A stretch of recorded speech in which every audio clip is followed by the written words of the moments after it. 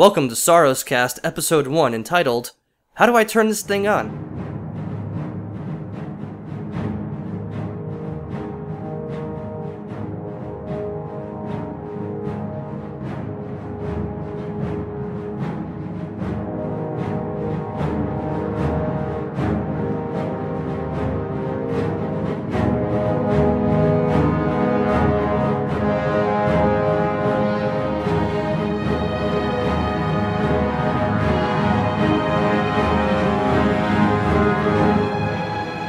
And welcome, ladies and gentlemen of Sorrow's Furnace. My name in-game is called Kronos Khan, C-H-R-O-N-O-S, and of course we all know Khan. I've been playing this game for a long time, as far as Guild Wars 1 is concerned. As far as Guild Wars 2 is concerned, beta weekends and other stuff like that, and stress tests keep me going and keep me addicted to this game. Just want to welcome you guys to the first episode.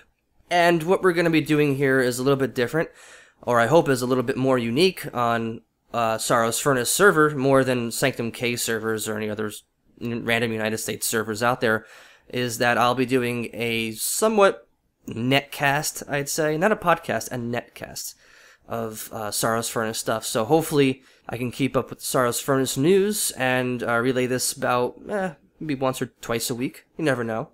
So the big question is, why Sorrow's Furnace? What makes Sorrow's Furnace the choice for you? And the answer, quite honestly, is it's an awesome name. I mean, look at it, for God's sakes. Sorrow's Furnace. It was, I believe, one of the first DLCs for Guild Wars 1, and it took place in the Shiver Peaks, and it was a ton of fun. That dungeon was huge.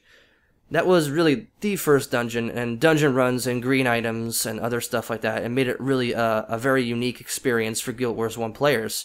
So I would say, you know, just the name, on the name basis, is pretty cool. I've also heard a lot of people, a lot of Guild Wars 1 veterans will be on Sorrow's Furnace. Seeing it on the stress test, seeing it on the beta weekends, it has been really high or very full on the server instead of, you know, like a Sanctum K or something like that. A lot of people seem to gravitate toward the Sorrow's Furnace server just because of the namesake. So what makes the server special is exactly what I just said. You know, a lot of people who are veterans will be on the Sorrow's Furnace server. Hopefully we can take world versus world very easily against the other two competitors. I forgot who they are already, but that doesn't matter because it's totally fine. So I really want to get into why I'm doing this, and why I'm doing this because there is a Realm Forum server called SorrowsFurnace.com, if you guys don't know about it already.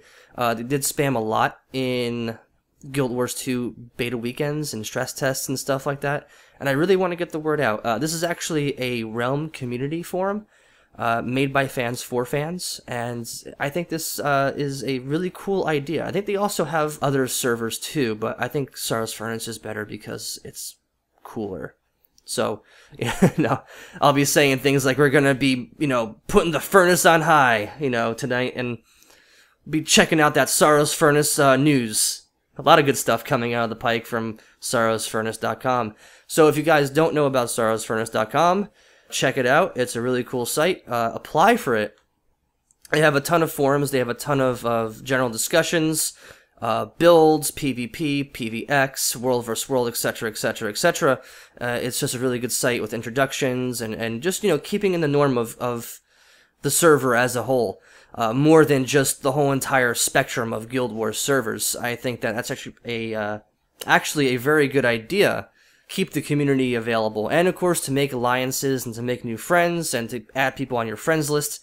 It's actually a nice way to communicate with people. So I'm on there, and a lot of other people are on there too. You guys should actually join up on the site, on the forum, and, you know, just enjoy yourself and be a part of the community, which I believe was like 10 people. Now it's actually mutated to around about 20 people now. So with this word of mouth, even after stress tests and even after the pre-release is complete, this will hopefully be a starting platform for people who are interested for the Sorrow's Furnace server, if they can get on it. So for the whole entire month of August, it seems like there's going to be stress tests every week. Last week it was on a Thursday. Tomorrow, or not tomorrow, today actually is the stress test, because I keep thinking a stress test would be on a Friday or a weekend or something like that. It would be a lot more people burning out those servers and making sure the servers work out properly for the 25th release. So, you know, I'm hoping that there's definitely going to be, I'm praying that there's going to be a stress test on a Wednesday or a Friday or a weekend, because I think next 2 weeks on a weekend would be really good, just to get the servers running, just to get the servers burning up, putting the furnace on high. There, I said it, but put the furnace on high. They're going to be heating that stuff up. So, you know, I mean, I'm hoping that they actually will listen to people on the Twitter and their Facebook page, and get the people who are working on, you know, on a Thursday to actually play on a Wednesday or a Friday or a Monday or whatever day they have off.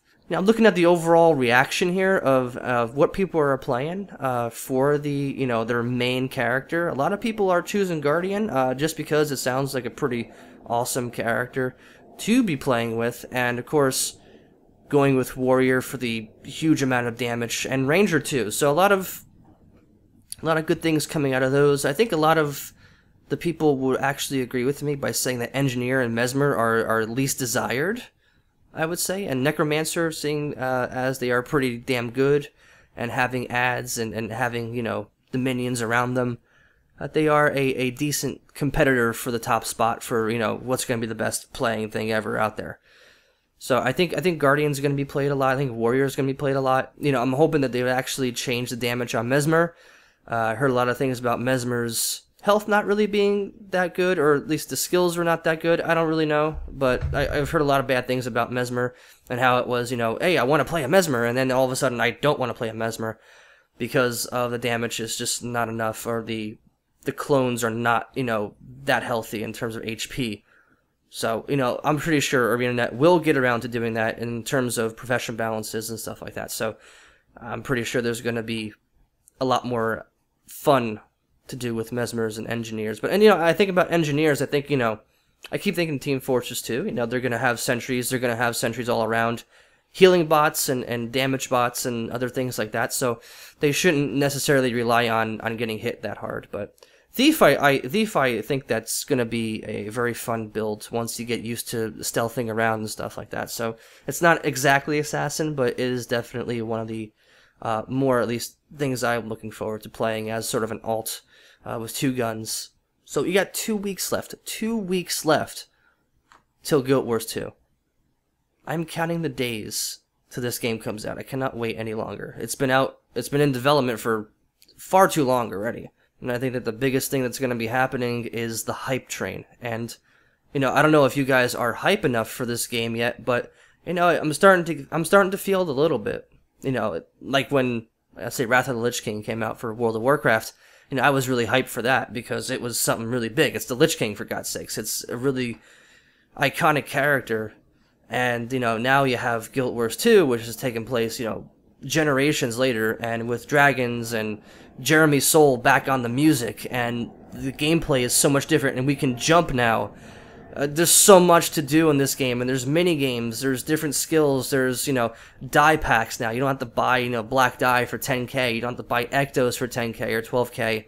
Sapphires, rubies, all that stuff is out of the building. While it was unique, it was really annoying to get that armor in Hell's Precipice, or the Fissure of Woe, whatever the heck it is called, I don't know. It's a long time since I've actually went down into the underworld and actually, you know, crafted certain things. Either way, it's the underworld. It's an evil place. It's very evil. So, you know, maybe we can actually get to the underworld somehow. There were different ways to get around it, but Temple of the Ages was the primary way. But now, seeing that the Temple of Ages is pretty much underwater, I don't know what we're going to do for Underworld. Is Underworld going to be a factor in Tyria again? So that'll do it for now. It's not really a very important SorrowsCast first episode, but this will hopefully get the main platform ready for Episode 2, Episode 3, so on and so forth, when we look at, you know, different builds, different professions, different news coming out of it, what's nerfed, what's not nerfed, what's OP, what's pretty crazy, points of interests, and Vista locations, which are going to be really cool. I'm definitely going to be doing a sort of a tutorial to find these points of interest, the hard to find points of interest, and the Vista locations, which are like puzzles, jumping platform puzzles, it's actually really welcomed in the game. It definitely brings a little bit more of a variety to Guild Wars 2.